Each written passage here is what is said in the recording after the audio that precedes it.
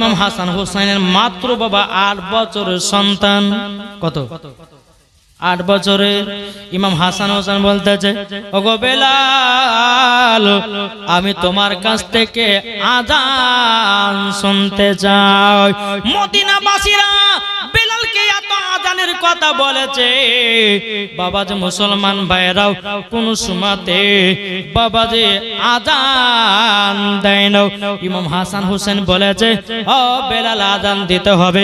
বেলাল মনে মনে ভাবছে, আল্লাহ গো, এগুলা নবীর নামাজ রাসূল, তাদের কথা যদি না শুনি আমার তাইলে পরে বেকার হয়ে যাবে, আমাকে আযান দিতে হবে। নবীজি ইন্তিকালের 5 মাস পর বেলাল মদিনায় আযান দিতেছে সমস্ত মানুষের সামনে। আযান দিতেছে বেলাল। বলছে, গো ইমাম হাসান হোসাইন, তাহলে আযান শুনবেন? বলে, হ্যাঁ, আযান দেন। বেলাল কানে হাত দিয়েছে, আল্লাহু আকবার, আল্লাহু আকবার, আল্লাহু আকবার, আল্লাহু আকবার, আশহাদু আল্লা ইলাহা ইল্লাল্লাহ,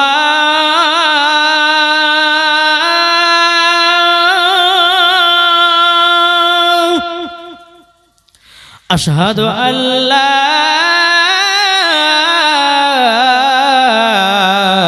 ইলাহা ইল্লাল্লাহ,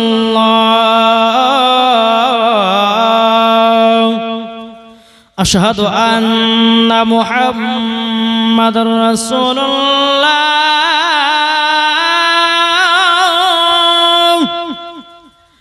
আশহাদু আন্না মুহাম্মাদুর রাসূলুল্লাহ।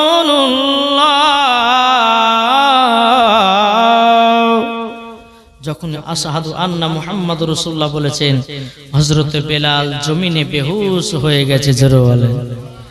দুনিয়ার মুমিন মদিনাবাসীরা বলতেছে, ব্যাপার কি? বেলাল আযান দিতে দিতে বেহুশ হয়ে গেল মানে? ইমাম হাসান হোসেন কি করেছে? বাবা একটু পানি পড়া নিয়েছে, বাবা একটু ছিটা দিয়েছে। বেলালের জ্ঞান যখন ফিরে আসলো, আবার উঠে মুকাম্মাল আযান দিলেন। আমি আবার দেব নাকি আযান? কি গো, দিব? এখন যদি সম্পূর্ণ আযান দিই তো বুড়ে বুড়ে মানুষের বলে, চল রে বাপ, ফজর নামাজটা পড়ে আসি, বলবে না? জি, তাহলে সম্পূর্ণ আযান দিয়েছি না? জি, মুকাম্মাল আযান দিলেন। এদিকে বেরাদার সমস্ত নবীর সাহাবীরা বলছে, বেলাল, কি ব্যাপার, আযান দিতে দিতে তুমি অজ্ঞান হয়ে গেলে মানে? বলে, হুজুর, আমি যখন আযান দিয়েছিলাম আমার একটা কথা জানো মনে পড়ে গেল। বলে, কি কথা গো? মদিনাবাসীরা বলছে, বেলাল শোনাও। বেলাল বলছো, গো মদিনাবাসীরাও, আমার নবীর সঙ্গে একটা ঘটনা ঘটেছিল। বলে, কি ঘটনা একটু বলে দাও। এদিকে বেরাদের ইসলাম মাদার সামানিকরা হযরত বেলাল রাদিয়াল্লাহু তাআলা বলতেছে, ও মদিনাবাসীরা গো, ইমাম হাসান হোসেন শুনে রেখে দেন, আপনার নানা জান আমাকে একদিন মক্কায় নিয়ে গেল কাবার ছাদের উপরে আযান দেওয়ার জন্য। আমি গেলাম, আমার নবী বলছে, বেলাল কাবার ছাদের উপরে ওঠো। আমি উঠলাম। ও মদিনাবাসীরা, যখন কাবার ছাদের উপর আযান দেওয়ার জন্য উঠলাম, আমি বসতেছিলাম, উঠতেছিলাম, আমার নবী বলতেছে, বলে, বেলাল গো, তোমাকে আযান দেওয়ার জন্য কাবার ছাদের উপরে উঠলাম, কিন্তু বেলাল তুমি কেন আযান দাও না? মদিনাবাসীরা বলছে, বেলাল তারপরে কি ঘটেছিল বলো না? বেলাল তখন বলতেছে, গো মদিনাবাসীরাও, সেদিন আমার নবী বললেন, ওগো বেলাল, তুমি কি জানো না আমি হলাম কাবার কাবা? ও বেলাল, তুমি আমার দিকে মুখ করে আযানটা দিয়ে দাও। জোর হবে না?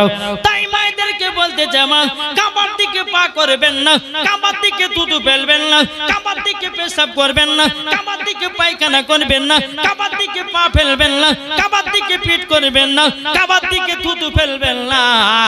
যে কাবার দিকে মুখ করে নামাজ পড়ি আল্লাহর পবিত্র ঘর কাবা। জোরে হবে না সুবহানাল্লাহ? তাই তো বলা হয়েছে যে কাবা, আমার নবী বলতেছে বেলাল তুমি তো আজান দাও আমার দিকে মুখ করে। জোরে হবে না সুবহানাল্লাহ? আমার নবী বলতে যে এ বেলাল আজান দিচ্ছ না কেন? বেলাল বলছে নবী গো আপনার কাছে একটা আবেদন করব। বলে কি আবেদন? বলে গো নবীজি গো আপনি হচ্ছেন কাবার কাবা, নবী গো আপনার দিকে আজানটা মুখ করে আজান দিলাম, তাই তো বলা হয়েছে আর নবী আমার কাবার কাবা। হে সোনা মানিকেরাও, বেলাল বলতেছে ওগো নবীজি আপনি হচ্ছেন কাবার কাবা। বেলাল সেদিন কাবার ছাদের উপরে ওঠাও আমার নবীর দিকে মুখ করে বাবা মুকাম্মাল আজান দিল। মদিনাবাসীরা বলতেছে ও বেলাল তুমি কেন অজ্ঞান হয়ে গেছিলে বলো? বেলাল বলছে গো মদিনাবাসীরা আমি যখন আজকে আপনাদের সম্মুখে আজান দিলাম, ইমাম হাসান হোসেনের সামনে আজান দিলে ও মদিনাবাসীরা গো আমি যখন আশহাদু আন্না মুহাম্মাদুর রাসূলুল্লাহ পড়েছি আমার নবীজি আমার সঙ্গে দিদার করে নিয়েছে। আমি নবীকে ডাকার পর আমি বেলাল বেহুশ হয়ে গেছি। এর জড়ো হবে না সুবহানাল্লাহ? বাবা যে মুসলমান ভাইরাও এইরকম ভাবে বাবা দিন রাত আছে। একদিন বেরাদার ইমাম হাসান ইমাম হুসাইন বাবা যে এক জায়গাতে মাটি আর ধুলা লিয়ে খেলা করছে, ধুলা একদিকে বেশি করেছে একদিকে আপনার কম করেছে। বেরাদার ইসলাম মাদান সামানিকরাও ইমাম হাসান বলছে আমি বড় আমি বেশি ধুলাটা নিব, ইমাম হোসেন বলছে না আমি বড় আমি ধুলাটা বেশি নেব। বাবা যে কেউ বাবা ছোট না নিতে চাই না, বলতে চাই আমি বড় বড় ধুলাটা নেব, ছোটটা কেউ যেন নিতে চাই না। ওরে ভাইরা রে ও সোনা মানিকেরা ও আমার আব্বাজি মুসলমান ভাইরাও, এখন ইমাম হাসান হোসেন বলছে ভাই গো তাইলে আমার মার কাছে চলো ফায়সালা নিব কে বড় কে ছোট। ইমাম হাসান হোসেন গিয়ে বলতেছে ও আম্মা জান আমাদের দুই ভাইয়ের মধ্যে কে বড় কে ছোট বলে দেন। তখন বলতেছে ওগো বেটারাও হঠাৎ করে তোমরা এই কথা প্রশ্ন করলে কেন? এখন মা কথা বলছে আল্লাহ গো ইমাম হাসানকে যদি বড় বলি ইমাম হুসাইনের মনে কষ্ট পাবে, ইমাম হুসাইনকে যদি বড় বলি ইমাম হাসান মনে কষ্ট পাবে। না না না নাও আমি দু বেটার মধ্যে কাউকে ছোট বড় বলতে পারবো না। ও বেটার তবে শুনো গো একটা তোমাদের প্রতিযোগিতা হবে, ওই প্রতিযোগিতায় যে ফার্স্ট হয়ে যাবে উনি হবে বড়। বলে মা কি প্রতিযোগিতা? মা প্রথমে বলছে বেটারা তোমরা সিলেট পেন্সিল নিয়ে যাও। সিলেট পেন্সিল নিয়ে আসার পরে দুই ভাই তোমরা নাম লিখতে লাগো। তখন কবি বলতেছে এ খোদা হাসান হোসেন, এ খোদা হাসান হোসেন করতেছে বয়ান কার বড় শান ইমাম হোসেন ও হাসান, হে খোদা হাসান হোসেন। জোর হবে না? মা ফাতেমা বলে বেটারা শোনো না তুই বায়ে সিলেটে পেন্সিল আনো না। মা ফাতেমা বলে বেটারা শোনো না তুই বায়ে সিলেটে পেন্সিল আনো না, আনো না আনো না। এ খোদা হাসান হোসেন করতেছে বয়ান কার বড় শান ইমাম হোসেন ও হাসান। জোর হবে না সুবহানাল্লাহ। বাবা ইমাম হাসান ইমাম হোসেন বাবাজির দুই ভাই, বাবাজির নাম লিখতে লেগেছে। নাম লিখতে লিখতে লিখতে দুই ভাই একসঙ্গে জমা দিয়েছে। বলে মা গো, আমরা দুই ভাই একসঙ্গে জমা দিলাম। ও মা জননী, লেন লেন দেখেন কে বড় কে ছোট। খাতুন জান্নাত ওই সিলেট গুলো নিয়ে দেখতেছে, এত সুন্দর নাম লেগেছে আরবিতে, বাজে যে দেখে জান জড়িয়ে যাচ্ছে। ইমাম হাসানও যেমন লিখেছে, ইমাম হোসাইনও তেমনই লিখেছে।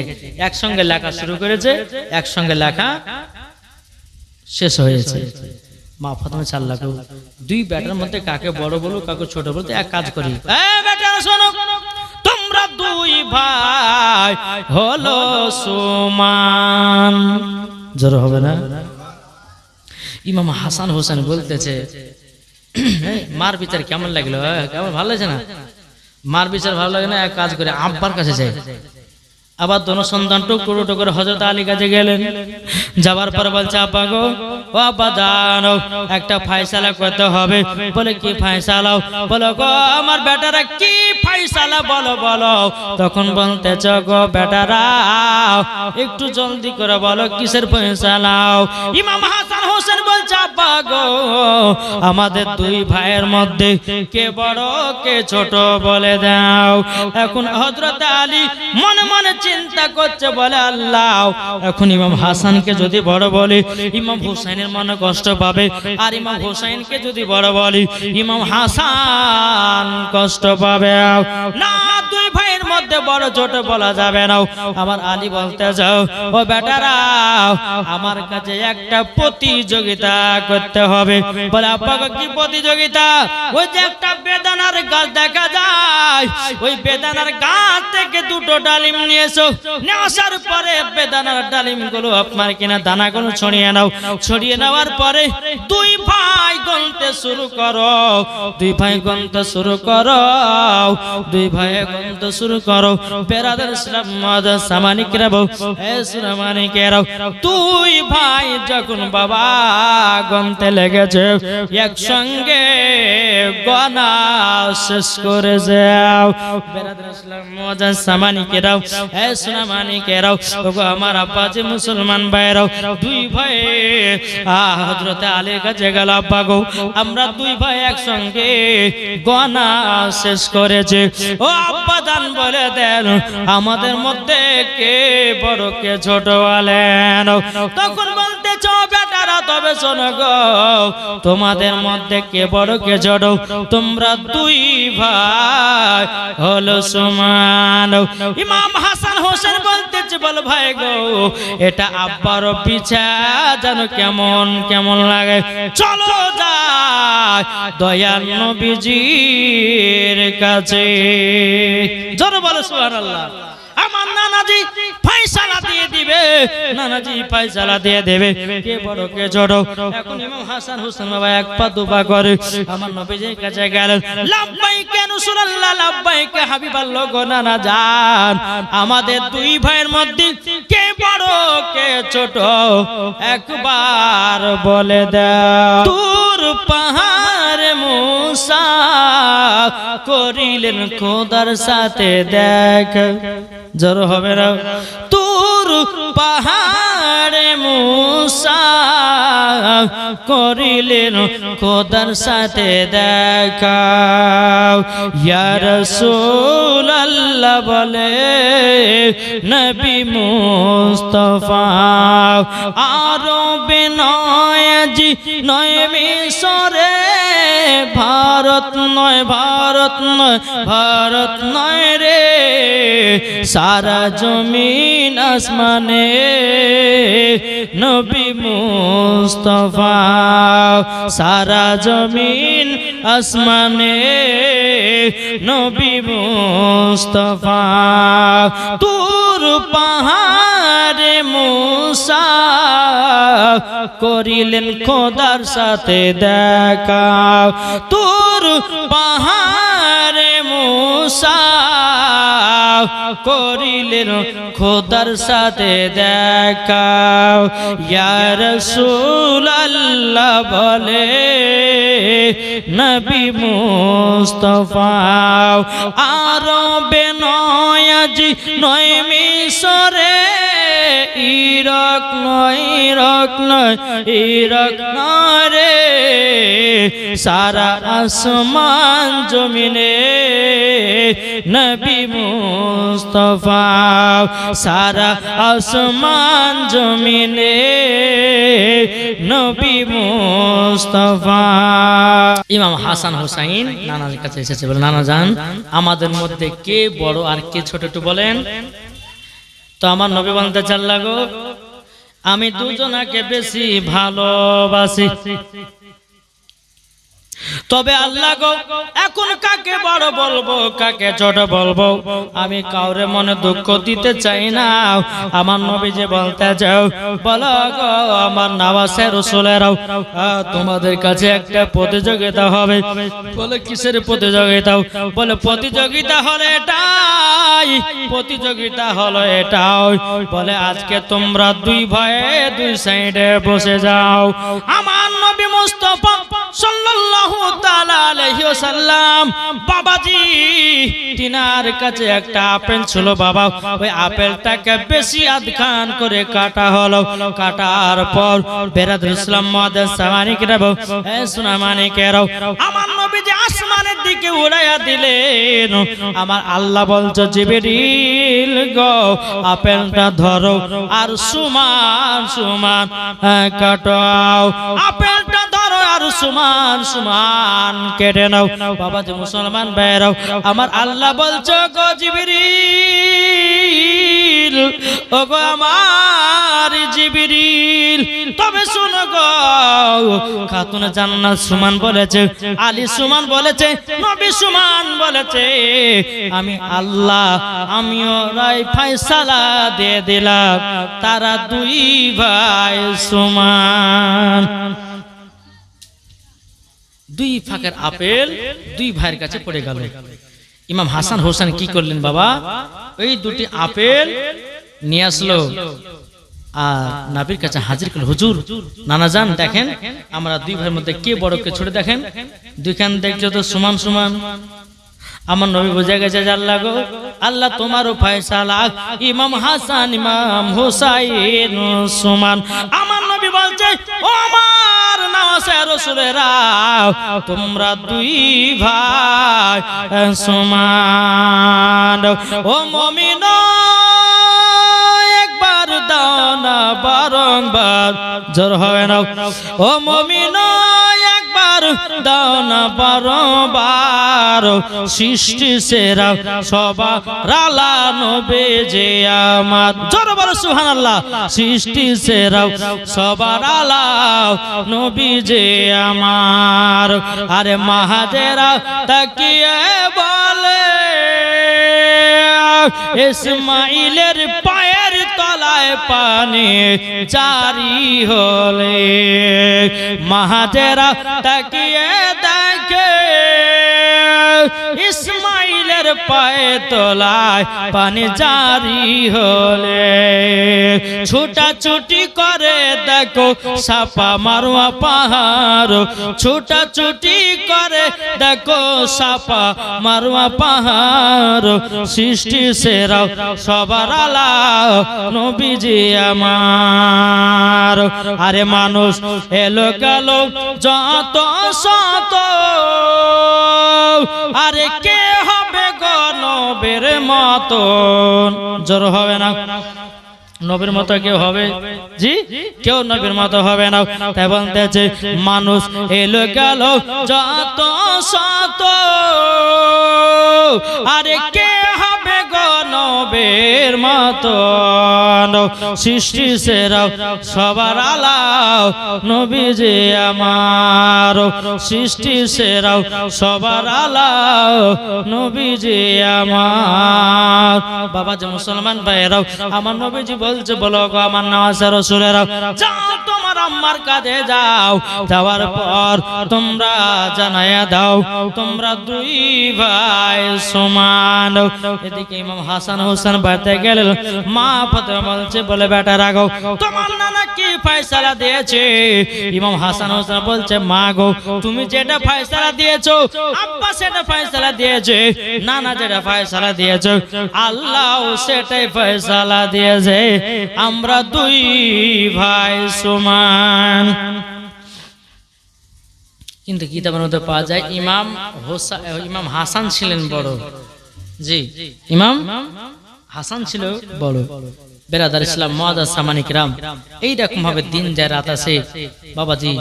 আল্লাহ পাক আল্লাহ তাআলা খাতুনে জান্নাত হযরত আলী, ইমাম হাসান, ইমাম হোসাইন, একটা বিশাল বড় একটা সংসার। জি, এরকম ভাবে বাবা মা ফাতেমা রাদিয়াল্লাহু তাআলা আনহা দুই সন্তানকে বলছে বেটা গো, বেটা গো আজকে বাড়িতে খাবার নাই, তোমার আব্বা মদিনার কাজে গেছে। ও বেটারা তবে শোনো গো, তোমার আব্বা মদিনা থেকে আসবে আর তোমরা রাত্রে বেলায় খাবার খাবো। ইমাম হাসান ইমাম হোসেনকে বাবাজি পবিত্র কোরআন শোনাও যেন ঘুম পাড়াইয়া দিয়েছে। রাত্রি যখন বাবা 9টা 10টা হলো, হযরতে আলী এক পা দুপা করে বাবা বাড়িতে এসে দরওয়াজা খটখট করে আওয়াজ দিয়েছে। মা ফাতেমা দরওয়াজা খুলে ব্যাগের দিকে তাকালো, স্বামী গো আজকে আপনি কিছু খাবার নিয়ে এসেছেন নাকি? তখন বলতে চায় আমার স্বামী গো, ও স্বামী গো আপনি কি খাবার নিয়ে আসেন নাই? হযরত আলী রাদিয়াল্লাহু তাআলা আনহু বাবা তিনি যেন ছটপট ছটপট করে কান্না করতে লেগে যাও। মা ফাতেমা বলছে স্বামী গো কান্না করছেন কেন? আলী বলছে বেবি গো আমার দোনো বেটা কি খেয়েছে বলেন। তখন বলছো গো স্বামী গো দোনো বেটা কিছু খাই নাই, আমি দোনো বেটাকে বলেছি তোমার আব্বা মদিনায় কাজে গেছে, সন্ধ্যাবেলা খাবার নিয়ে আসবে, এখন তোমরা ঘুমিয়ে যাও, আমার বেটাদেরকে কোরআন তেলাওয়াত শুনিয়াও ঘুম পাড়িয়ে দিয়ে যাও। তারই জন্য আমার বেটারা ঘুমিয়ে গেছে। হযরত আলী দু চোখের পানি ফেলে বলছে বিবি গো, ও গো বিবি আমার আর দোনো বেটাকে বিছানা থেকে তুলিও না, আমি আবার ফজর নামাজের পর আবার মদিনা দিকে যাব, কাজ করে খাবার নিয়ে যে খাবাও। বাবা মুসলমান ভাইরাও হে সোনা মানিকেরাও, ফজরে বাবা আযান দিচ্ছে হযরতে বেলাল, আসসালাতু খায়রুম মিনান নাওম।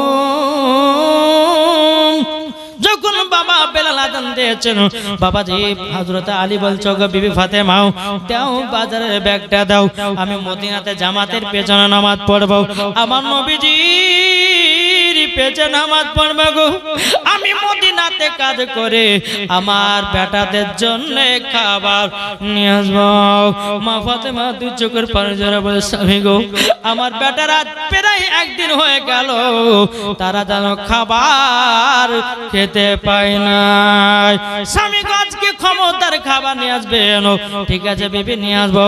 এদিকে সকাল হলো, ইমাম হাসান হোসেন বলতেছে বলে মা গো খিদা জ্বালা সহ্য করতে পারে না গো মা, ও মা জননী একটু জলদি করে দাও, ও গো মা জননী একটু জলদি করে দাও, একটু খাবার খাবো। বেরাদুল ইসলাম মুআজ্জাজ সামানিকেরাও এ সোনা মানিকেরাও, এদিকে মা ফাতেমা রাদিয়াল্লাহু তাআলা আনহা বাবা দোনো সন্তানকে সিনাতে লাগিয়ে নিয়েছে। বেটা গো তোমার আব্বা এসেছিল, তোমার আব্বা আবার মদিনায় কাজে চলে গেছে, তোমার আব্বা যখন আসবে আবার তোমাদেরকে ডেকে খাবার খাবো। কিন্তু বেরাদুল ইসলাম মুআজ্জাজ সামানিকেরাও দুদিন পার হয়ে গেল, কিন্তু বেরাদার কোনো মতে খাবার পায় না। ইমাম হাসান ইমাম হোসাইন রাদিয়াল্লাহু তাআলা আনহু আনহু বাবা এক পা দুপা করে মাকে বলছে মা গো আব্বা কখন আসবে আর কখন খেতে পাবো গো মাও। ইমাম হাসান হুসাইন যখন কথা বলাও মা ফাতেমা রাদিয়াল্লাহু তাআলা আনহা তিনি বলতেছে গো আমার বেটারাও চলো আজকে বিছানায় চলো আজকে কোরআন তেলাওয়াত শুনিয়ে ঘুম পাড়িয়ে দেব ঘুম পাড়িয়ে দেব ঘুম পাড়িয়ে দেব। বেরাদার ইসলাম মাদ্রাসা মানিকেরাও হে সোনা মানিকেরাও ওগো আমার আব্বাজি মুসলমান ভাইরাও বাবাজি ইমাম হাসান ইমাম হুসাইন রাদিয়াল্লাহু তাআলা আনহু বাবাজি কোরআন তেলাওয়াত শুনিয়ে শুনিয়ে ঘুমিয়ে যায়। আবার গভীর রাতে তো হযরত আলী দরওয়াজা আওয়াজ দিতেছে মা ফাতেমা তাড়াতাড়ি দরওয়াজা খোলে ও স্বামী গো আজকে আপনি খাবার নিয়ে এসেছেন নাকি? বাবা হযরত আলী যেন দুই চোখের পানি ঝরায়াও যেন কান্না করতে লেগেছে কান্না করতে লেগেছে। বেরাদার ইসলাম মাদ্রাসা মানিকেরাও মা ফাতেমা বলছে গো স্বামী গো আপনি কান্না করবেন না আপনি যদি কান্না করেন আর সে পর্যন্ত কেঁপে যায়। স্বামী গো আপনি কান্না করবেন না বেটারা ঘুমিয়ে গেছে আবার সকালবেলা যা দেখা দেখা যাবে অসুবিধা কিছু নাই। বাবাজি ফজর আবার আজান হলো হ্যাঁ হযরত আলী রাদিয়াল্লাহু তাআলা আনহু তিনি বাজারে ব্যাগটা নিয়ে আবার চলে গেলেন মদিনার দিকে।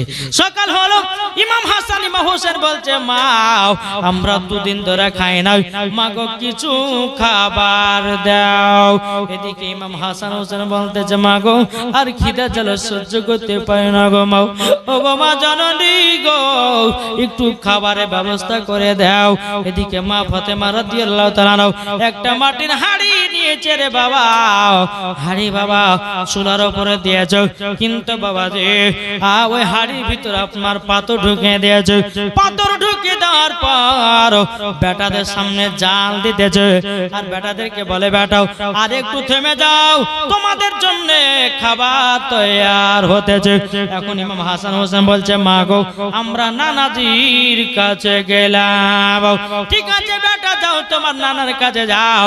ইমাম হাসান হোসেন বাবা এক পা দুপা করে বাবাজি আমার নবীজির কাছে গেলেন যাওয়ার পরে বলছে নানা গো আমরা 3 দিন ধরে ওয়ানাহার আছে ও নানা যদি কিছু খাবার থাকে একটু জলদি করে খাবারটা দিয়ে দাও। আমার নবীজি বাবা ইমাম হাসান হোসেনকে সিনাতে লাগায় নিয়েছে লেয়ার পরে বলছো গো আমার নওয়াজে রাসূলেরা তোমরা শুনে রেখে দাও তোমরা 3 দিন ধরে খাও নাই ওগো ওসমান গনি যাও তোমার বাগান থেকে কিছু খেজুর নিয়ে এসো আমি দোনো নওয়াজে রাসূলদেরকে খাওয়াবো। বাবারা ওগো আমার মা বোনেরাও যখন খেজুর নিয়ে আসলো ইমাম হাসান ইমাম হুসাইন রাদিয়াল্লাহু তাআলা আনহু বাবাজি কি করলেন 4টা খেজুর নিলেন। আমার নবী বলছো গো আমার নওয়াজে রাসূলেরাও তোমরা পেট ভরে খেজুরগুলো খেয়ে নাও পানি পান করে নাও তাইলে তোমাদের পেট ভরে যাবে।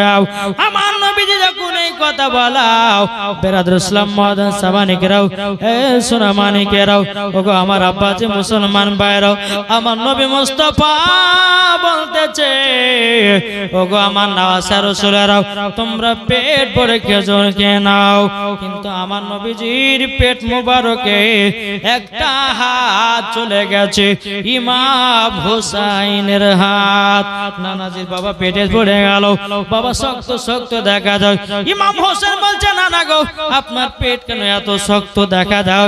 তখন আমার নবী বলছে গো আমার নওয়াজে রাসূলেরাও তোমরা তো 3 দিন ধরে ওয়ানাহার ওগো আমার নওয়াজে রাসূলেরাও আমি নবী আছে 7 দিন ধরে ওয়ানাহার 7 দিন ধরে খাই না। ইমাম হাসান হোসেন বলছে নানা গো তাইলে আমরাও খেজুর খাবো না। আমার নবী বলছে গো নওয়াজে রাসূলেরাও তোমাদের খিদা হলো আলাদা আমার খিদা হলো আলাদা তোমাদেরকে খাবার লাগবে খেতে হবে যাও তোমরা খেজুর খেয়ে নাও। একটা না দুটো নয় 4টা খেজুর ইমাম হাসান ইমাম হুসাইন বাবাজি দিলেন। তো আমার নবী বলতেছে ওগো আমার নওয়াজে রাসূলেরা আজকে যে খেজুরগুলো 4টা নিচ্ছ তোমরা খাবে না? দোনো সন্তান বলছে না না না জান খাবো না, আব্বাও খায়নি, মা খায়নি, আমরা ভাই দুজন ভাই কেমন করে খেতে পারি? তো বাবাদের মুসলমান 4টা খেজুর নিয়ে গিয়ে খাতুনে জান্নাতের কাছে হাজির করেছে। জোরে বলেন সুবহানাল্লাহ। ইমাম হাসান হোসেন বলতেছে, বলে মা গো আমরা কি আর খাবার খেতে পাবো না? বলে বেটা একটু ধৈর্য ধরো। খাতুনে জান্নাত যে হাড়িটা পাথর দিয়েছিল, চুলার উপর আপনার চাপিয়েছিল, খাতুনে জান্নাত গেলেন, 2 রাকাত নফল নামাজ পড়লেন, ফাতেমায় তাসবিহ আমল করলেন, আল্লাহর কাছে দুখানা হাত তুলে বলছে আল্লাহ গো আমার বেটারা 3 দিন ধরে খায় নাই, আল্লাহ আজ আমার বেটাদের জন্য একটু খাবারের ব্যবস্থা করে দাও। আল্লাহ পাক আল্লাহ তাআলা গায়বে আওয়াজ দেবে, জয় খাতুনে জান্নাত, যে হাড়িটাতে তুমি জাল দিচ্ছিলা পাথর ভরেছো, ওই হাড়িটা বিসমিল্লাহ বলে হাত ধরো, গরম গরম খানা পাবে। জোরে বলে গরম গরম খানা পাবে। যখন বাবা যে কথা বলার পর খাতুনে জান্নাত বিসমিল্লাহ বলে হাত ভরেছে হাড়ির ভিতরে, গরম গরম খানা। জোরে বলেন সুবহানাল্লাহ। ইমাম হাসান হোসেনকে প্লেট দিয়ে আপনার খাবার দিলেন। বেরাদার মুআজ্জাজ সামানিক রাম খাবার খেলেন। ইমাম হাসান বলছে মা গো এই খানা তো পুরোপুরি আলাদা। বলে কেমন? বলে মা গো পৃথিবীর জমিনে অনেক খাবার খেয়েছে, কিন্তু মাও আজকে যে আমি খাবার খেলাম, ও গো মা আজকে যে খাবার খেলাম এই খাবার পুরোপুরি আলাদা। মা ফাতেমা বলছে বেটারা গো এই খাবার হলো আলাদা। আলাদা কেন জানো? এই খাবার হলো জান্নাতি খানা। জোরে বল সুবহানাল্লাহ। জান্নাতি খানা, জান্নাতি খানা। বেরাদার ইসলাম মুআজ্জাজ সামানিকেরাও, তার জন্য বেটা গো তোমাদেরকে এত সুদু স্বাদ লেগেছে, খেতে মজা লেগেছে। বেরাদার ইসলাম মুআজ্জাজ সামানিকেরাও, এ সোনা মানিকেরা, ও ভাইরা গো আমার আল্লাহ বলছে, ও আমার বান্দা বান্দিরা, তোমরা যদি জান্নাতে খাবার যদি একবার খেয়ে নিতে পারো, তোমাদের জীবনেও আর দুনিয়ার খাবার ভালো লাগবে না। দুনিয়ার খাবার ভালো লাগবে না। তো বাবাদের মুসলমান, যাই হোক আল্লাহ পাক আল্লাহ তাআলা আমাদের সকলকে নবীজির আশিক, নবীজির প্রেমিক যেন বানিয়ে নেয়। জোরে বলো সুবহানাল্লাহ। আমার মা ফাতেমা বলছে, ও আমার বেটা ইমাম হাসান হোসেন গো, তোমার যে নানার কাছে গেছিলে বলো নাও তোমার নানা কি খেয়ে যাও। তখন বলতেছে, বলো গো আব্বা জানো, গো আম্মা জানো, আমার নানাদের কাছে যখনই গেছিলাম গো আমার নানার পেটে যেন পাথর বাঁধা আছে। ও আমার নানাজি 7 দিন ধরে খায় না। আমার মা ফাতেমা রাদিয়াল্লাহু তাআলা নাও, তিনি দৌড়াতে দৌড়াতে বাবা গেলেন নবীর কাছে। আব্বা গো আপনি আমার বাড়িতে চলুন, 2টি খাবার খেয়ে নেবেন। আমার নবী মুস্তাফা বলছে, বেটি ফাতেমা ঠিক আছে চলো। আমার নবীজি একবার দুবার করে খাতুনে জান্নাতের বাড়ির কাছে এসেছেন। আসার পরে বলছে, আব্বা জান বসে যান, আপনাকে আমি জান্নাতি খানা খাওয়াবো। জোরে বলেন না সুবহানাল্লাহ। জান্নাতি খানা খাওয়াবো, জান্নাতি খানা খাওয়াবো। বাবাজিরা, এ সোনা মানিকেরা, আমার নবীজিকে বাবাজি সোনা মানিকেরা জান্নাতি খানা খাওয়াবেন। এই সময়তে আমার নবী বলতেছে, ও বিটি ফাতেমা, আমার জামাই আলী কি খানা খেয়েছে? আব্বা গো আপনার জামাই গেছে মদিনায় কাজ করতে, যখন আসবে তখন খাবে। আমার বেটি ফাতেমা তুমি কি খানা খেয়েছো? ও বেটি হাড়িতে তো খানা নাই। আমার নবীজি বলে, বেটে গো এই খানাগুলো আবার হাড়ির ভিতরে ঢালো, আবার বিসমিল্লাহ বলে হাত বেড়ে দাও, আল্লাহর বরকত বেড়ে যাবে। জোরে বলেন না সুবহানাল্লাহ। আওয়াজ এটা করলো, বিসমিল্লাহ বলে আবার হাড়ির ভিতরে হাত দেওয়া হলো। আমার নবীজি খানা খেলেন। আমার মা ফাতেমা রাদিয়াল্লাহু তাআলা আনহা এবং হযরত আলী রাদিয়াল্লাহু তাআলা আনহুর সঙ্গে বাবাজি রেখে দিলেন। মা ফাতেমা বলতেছে, বলে আব্বা গো আপনি খেয়েছেন, আমার স্বামী আসবে তারপরে একসঙ্গে খাবো। অনেকে মায়েদেরকে দেখা যায় কোন স্বামী যদি মাঠে কাজ করে রে বাবা, যদি বেরাদার 12টা 1টা 2টো যদি বেজে যায়, বাবা হাসাল ঘরে গিয়া স্বামীর জন্য অপেক্ষা করে না, এক থালা ভাত মেরে দেয়। স্বামীর সামনে বলে, স্বামী গো তুমি আমার জানে জান, তুমি আমার প্রাণ, তুমি না আসা পর্যন্ত এখনো এক গালো ভাত খাইনি। এদিকে হাসাল ঘরে এক থালা ভাত মেরে দিয়েছে। হয় না কি গো? অনেক মা বোন আছে বাবা, মিথ্যা অভিনয়ের ভালোবাসা। জি, আজ এই মিথ্যা অভিনয়ের ভালোবাসার জন্য স্বামী স্ত্রীর ভালোবাসা উঠে গেছে। এদিকে মা ফাতেমা রাদিয়াল্লাহু তাআলা স্বামীর জন্য খাবার রেখে দিয়েছেন, তিনিও খায় না, স্বামীও খায় না। স্বামী এসেছে রাতের বেলাতে আর বলছে, স্বামী গো আপনার জন্য আমিও এখন পর্যন্ত খাই নাই, চলেন যাই আমরা স্বামী স্ত্রী খাওয়া দাওয়া করার পর রাত্রে বেলায় তাহাজ্জুদের নামাজ পড়ব। জোরে বলেন না সুবহানাল্লাহ। তাহাজ্জুদের নামাজ পড়ব। বেরাদার ইসলাম মাদান সামানি কেরাবো, হে সুনামানি কেরাও, আমার আব্বা যে মুসলমান ভাইরাও, স্বামী স্ত্রী খাওয়া দাওয়া করার পর তাহাজ্জুদের নামাজ পড়লেন। এইরকম ভাবে আপনার দিন যা রাত আছে